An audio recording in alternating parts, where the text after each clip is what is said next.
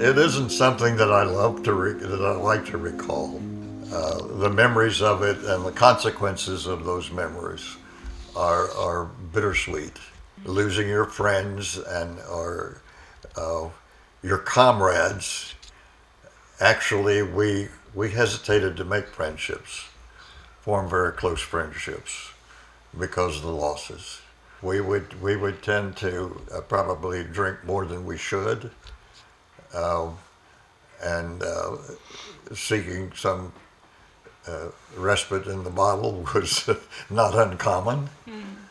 Uh, and I remember when I did finish my missions and got rotated back to the States that I was very close to being an alcoholic because um, I didn't have any duties suddenly. I'd been working so hard as an operations officer. I had ground duties as well as flying duties. And I had been so engrossed and so involved, and then all of a sudden I didn't have any responsibility. And I nearly went bonkers. We called it flak happy. And we could be sent off to a rest home for a week where you didn't have any flying duties and you didn't, you could play golf or tennis or dance or get your mind off of it and maybe be rehabilitated so you could come back and continue flying. Some couldn't, some didn't. And so that was a concern. That was a matter that we had to deal with too, and particularly as an operational officer. But also you had to package up all of the effects of those that didn't come back from a mission and write the next of kin. Such things as that were your duties as well as flying.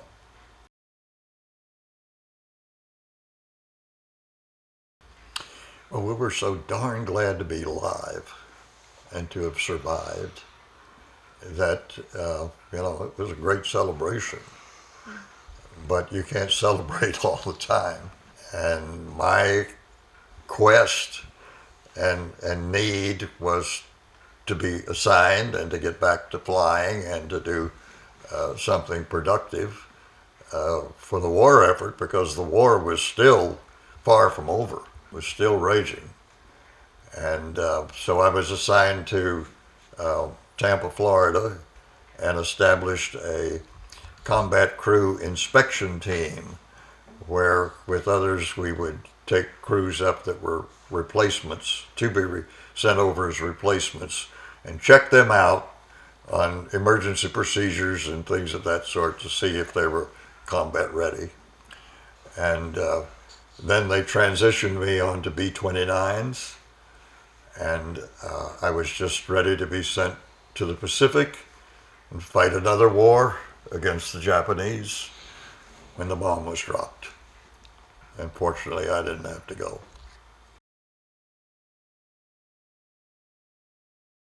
The buildup of that was so horrendous.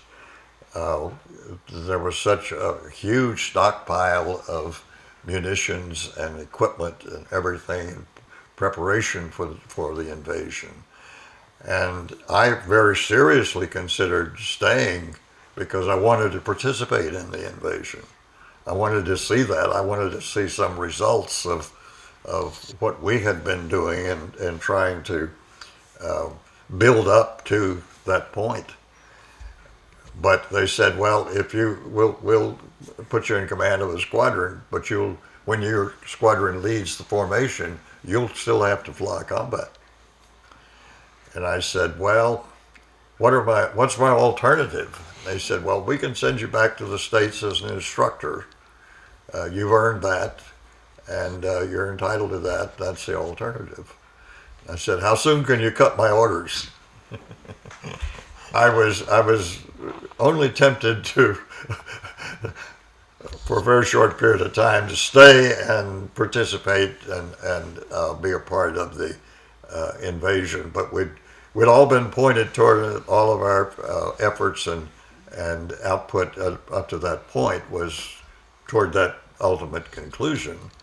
And so I was disappointed not to have participated in that. But I thought I'd be better off and luckier back home than I would be continuing to fly combat.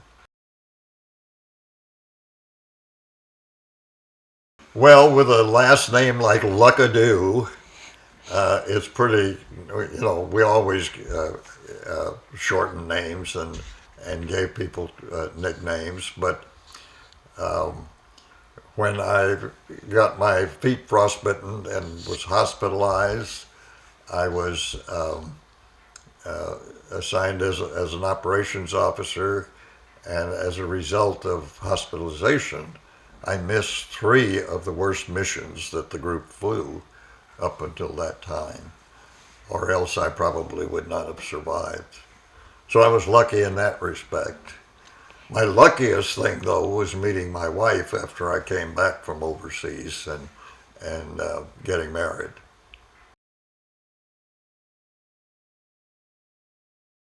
When I really was skeptical that I was going to make it back, I sustained a direct flak hit in the nose of the ship, and it blew out the plexiglass where the bombardier sits.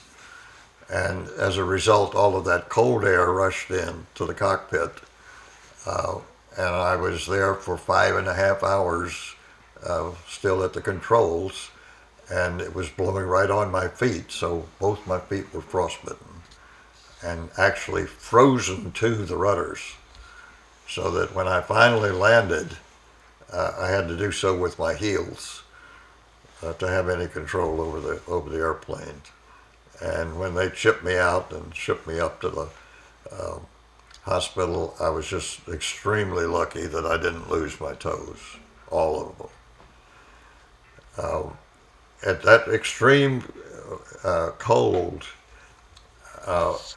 if you take your gloves off or something like that, and you touch something metal, it'll freeze instantly, and you can't pull it away, and your fingers will start almost surgically just coming apart at the nearest knuckle. And there's no blood, there's no sensation. You just look and you've just got a stub instead of your fingers. Same thing with your toes.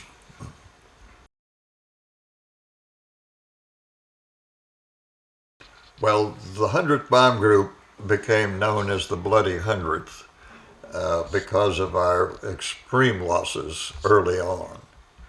During the entire 2 years that it operated in the 8th Air Force, it was not the highest number of losses in any group, but it was initially. When we first got there and we didn't have fighter escort, our losses were just over the beyond limits, and so that was due to the fact that we weren't properly trained, and we weren't ready for the kind of opposition that we were having to contend with too. But then one of the other reasons why it became known as the Bloody Hundredth was that we had an unwritten law with the Luftwaffe that if we were battle damaged beyond being able to get back to England, and we knew that, rather than shooting us down, we could drop our wheels and signal surrender. And they would, instead of shooting us down, escort us to the closest airdrome, and then you were captured and put in a prison camp. Somebody along the line said, well, what would happen if when the fighters quit firing at you and they pulled alongside you, your gunners shot them down? And somebody else said, well, if that ever happened, it would probably happen in the 100th because of our reputation for losses. And as the story got repeated and repeated and repeated, why, it became more and more certain that we were, that did occur to us on a very, on the Regensburg mission, which was the first shuttle mission that we flew. Instead of coming back to England after bombing Regensburg, We then flew to North Africa and refueled, and then flew back that way instead of fighting our way back to England. And supposedly, this incident about the wheels down occurred on that mission, but it didn't actually. That is, not to our group, because the crew that it was attributed to was not even in that region when it supposedly happened.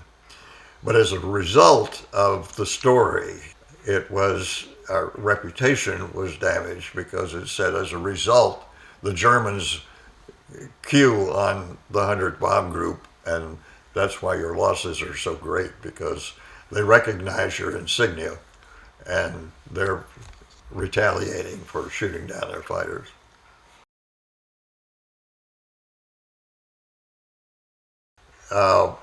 I was briefed in late November of 1943. I had 21 missions then. I only had 4 missions to go. And because the operations officer of my squadron had been killed right in front of me in a mid-air collision, I was appointed as the operations officer.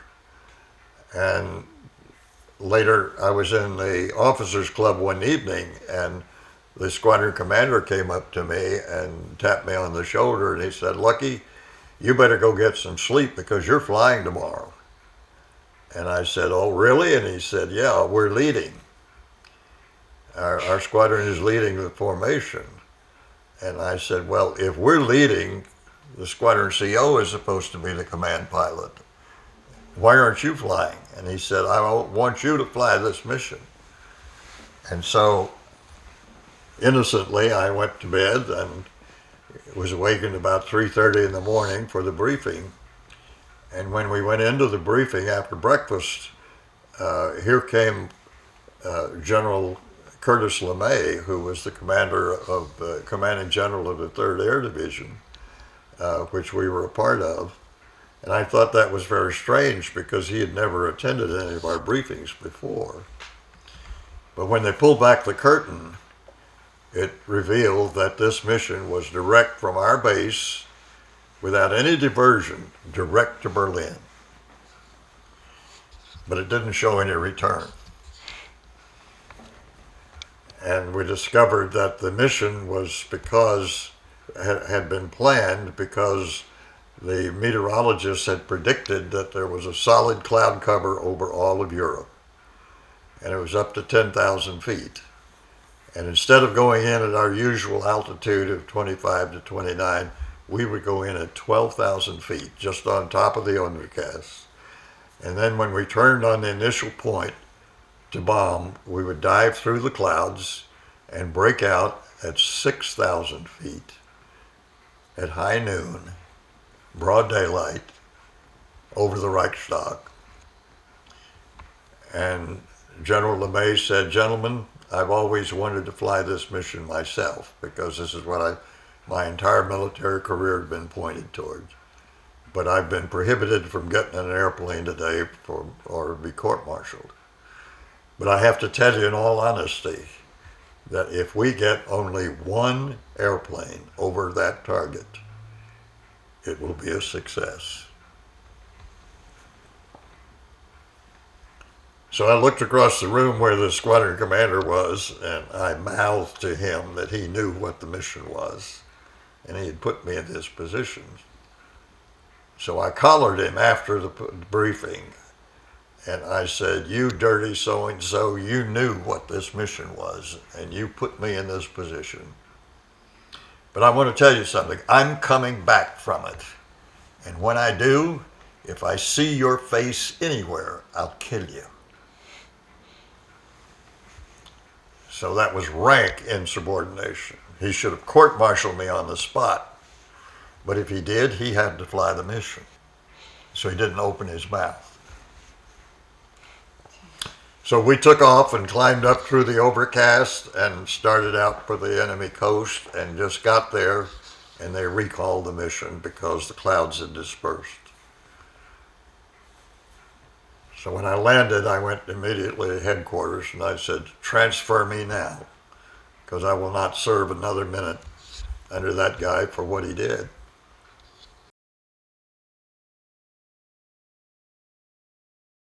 Well, all of our air bases in England, and there was one every 5 miles, we had over 80 fighter and bomber bases in East Anglia, and that was a portion of England that juts out into the North Sea up in the north. And our particular airfield was only 4 minutes by air from the enemy coast. And so we were susceptible to night raids. We didn't have a lot of them, but they did harass us with anti-personnel bombs that they would drop, and they wouldn't explode until somebody walked close to them. And we did have air raid shelters that we had to get up out of our bunks and go into when we were under attack. So, but the British were far more persistent in their nighttime bombing of the occupied parts of Europe, and they had some bombing missions going almost every night, and so they kept people up, certainly the workers as well as the military on alert to harass them, and that was something they had to contend with that we didn't have that much from. During the Battle of Britain back in 1939 and 40, when Germany was bombing Britain incessantly, and they were starting these tremendous fires and burning out Coventry and London, and then later when they started shooting over the the pulse jets and they were non-directed, what do they call the buzz bombs. They were causing a lot of damage and a lot of fatalities in the populated areas, and of course they were ostensibly aimed at the industrial complexes, but they didn't care whether they hit those or not.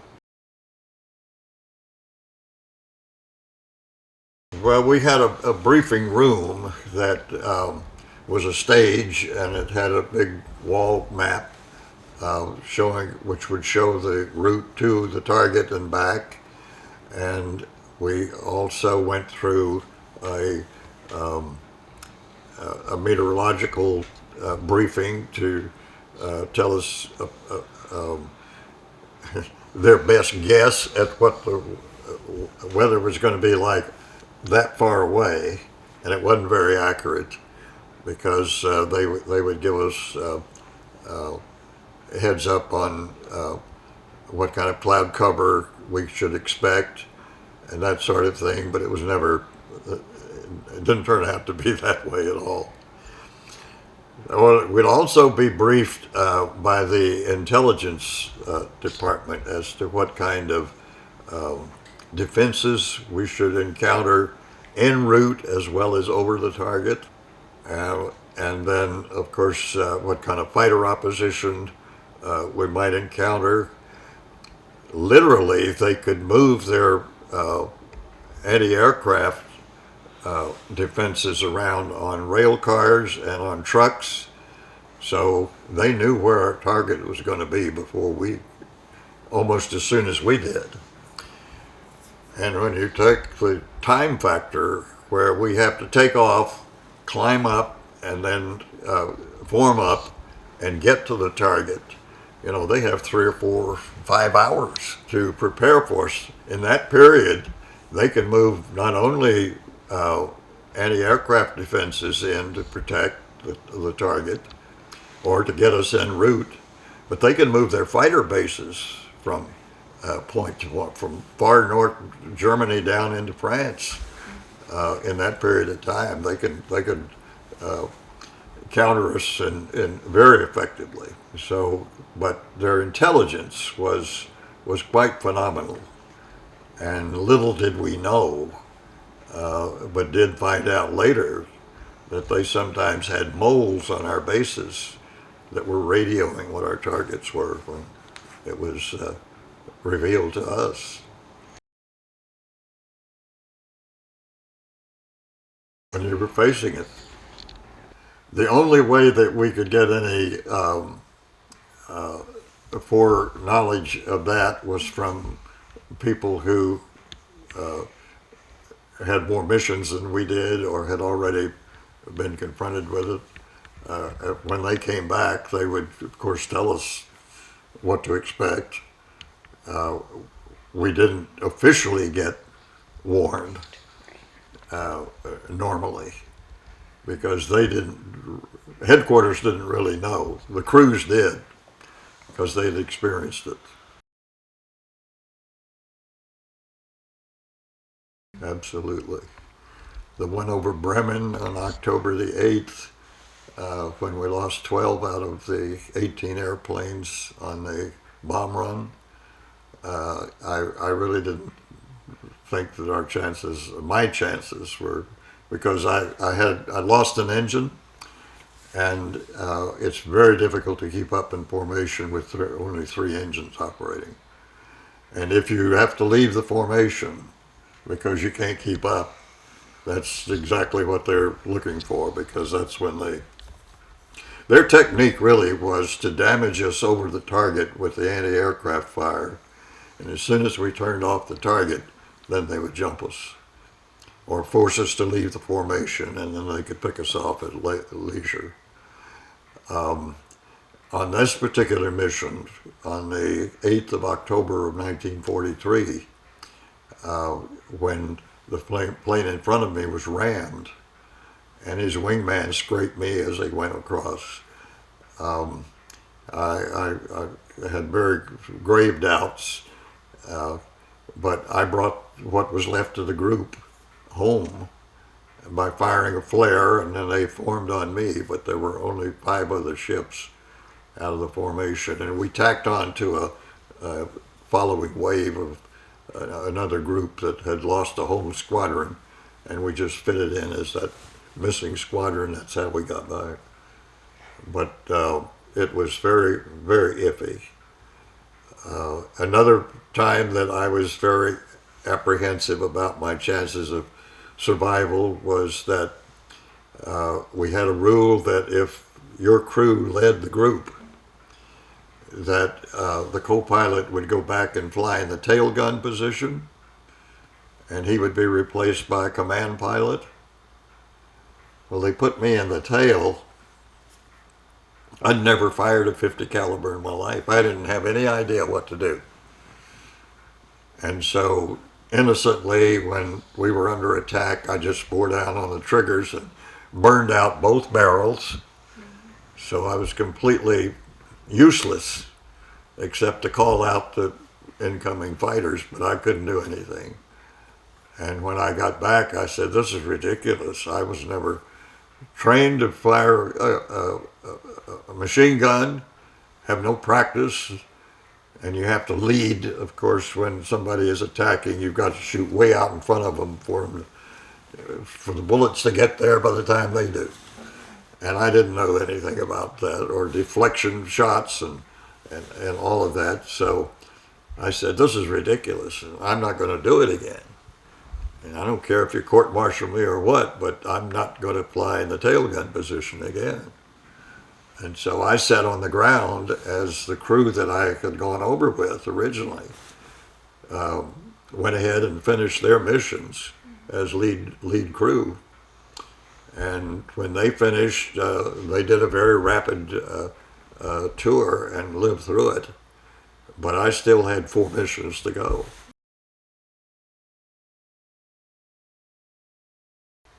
It changed me completely.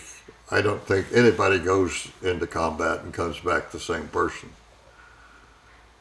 It does something to you psychologically and morally, and your perspective is vastly changed. Has to be.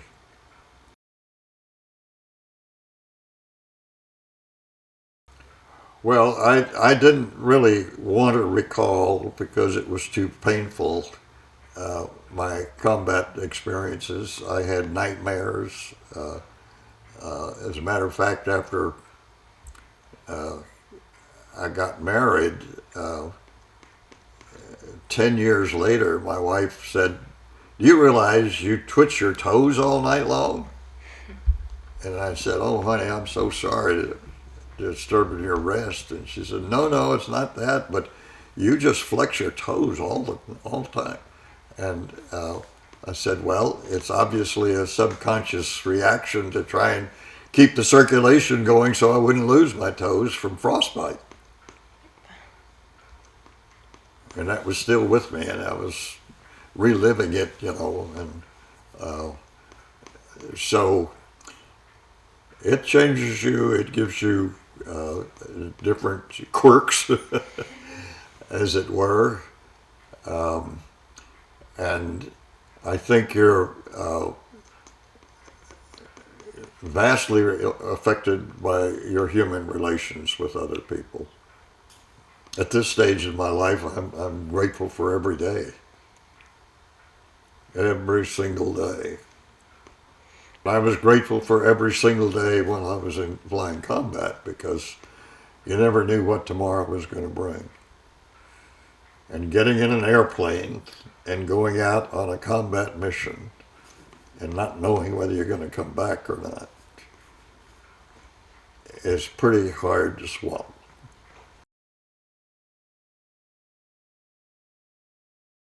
Well, I know during the war, when we came back, we landed in New York, and we'd go into a bar or something. We couldn't buy a drink. We couldn't buy a meal.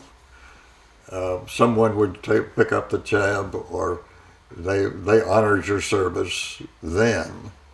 After the war was over, we were honored, but not to the extent that we are currently. I think there is more recognition and more observance of appreciation for what we did when we did it today than it was immediately following the war. Because I think successive generations, not knowing what it was like or not experiencing it firsthand, have picked up the mantle and said, well, you deserve being honored for what you did and when you did it. I've been to countries and done things and seen things and experienced relationships that, as a consequence, that otherwise would not have, I wouldn't have had, I'm sure.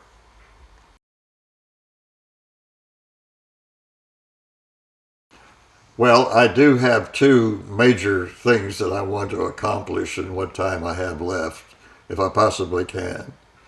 And one is to gain a national day of recognition for all of the support people that contributed so mightily and significantly to our success while we were overseas and supplied all of our war material and endured rationing and made sacrifices and buried the dead when they came home and kept the home fires burning so that we'd have something to come back to. And we've never recognized that. And I think it's a travesty that that hasn't been done. So I'm trying to foment a program or a campaign to have a national day of recognition to acknowledge it.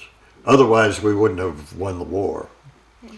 The second is that I have a mission to establish a memorial to my bomb group here in Dallas that we're making progress with, and I'm being supported by a foundation that wants to perpetuate the legend of the unusual story about my particular bomb group because I don't think any other group matches it.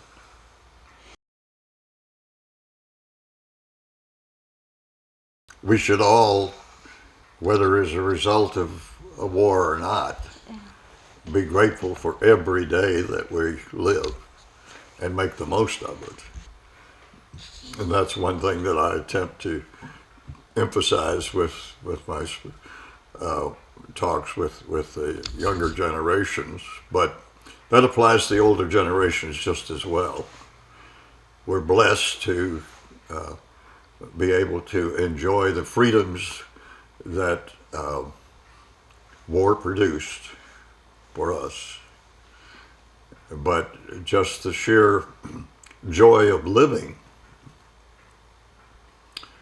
should be enough to make us very appreciative that we're so blessed. I'll have to tell you in all honesty that those of us who fought so hard and sacrificed, particularly those who didn't come back, are not pleased with the way that the current generation is handling what we've left them, the legacy that we've left them.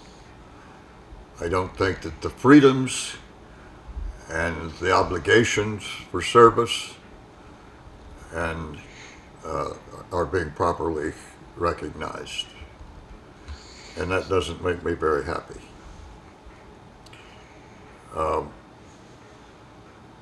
There are reasons for that, but through the ensuing years, for things to have transpired to result as they have is discouraging.